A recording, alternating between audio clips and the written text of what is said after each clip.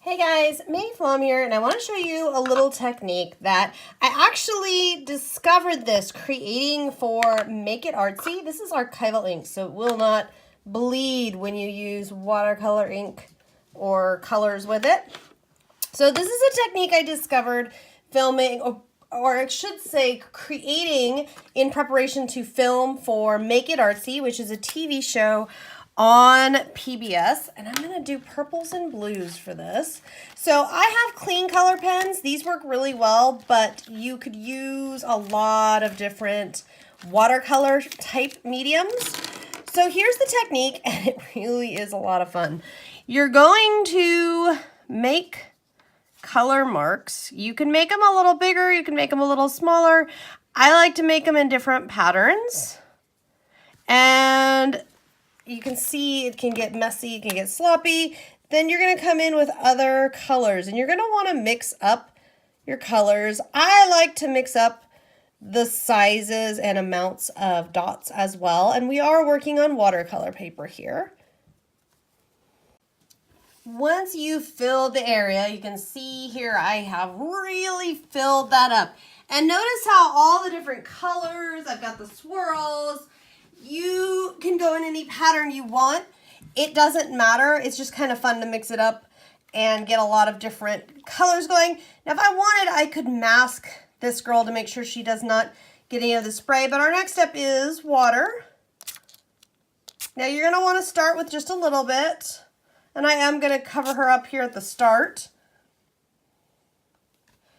And you're just going to go around and do a little bit at a time until the magic starts to happen. And you will see it as you're starting to see it. So the colors are going to, and if you need to, you can use something. This is a little too big. Let's see. So I might be able to stand up a small stamp on her. You're going to want to let these colors blend and do their thing.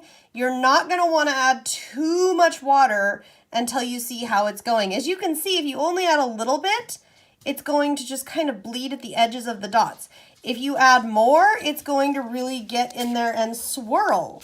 Okay, so I try to control somewhat how much water, how many drops of water I'm getting here, but it is kind of a random game. Now you're gonna let this dry. You're going to repeat if you need to. If, in other words, if you go through, if this all goes through and it's dry and you're not happy with it, you can repeat. You can also go like so to move color around if needed. The real key though, honestly, is patience. We need to let this settle. We need to let this dry before we play with it anymore. Once it is dry, you can do whatever you like. You can see that I've started adding color to my central little lady here. You could come in with a water brush and blend if you need to blend some of it. You could also come back in if there are parts that you're not as happy with or you think need more color. You can come back in here and redo sections where you add color and then you add water to it. So we can go like so.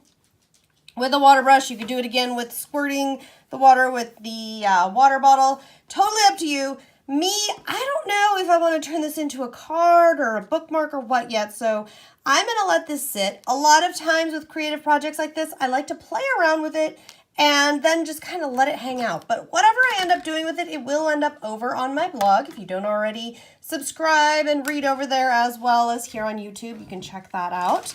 I'll see you next time.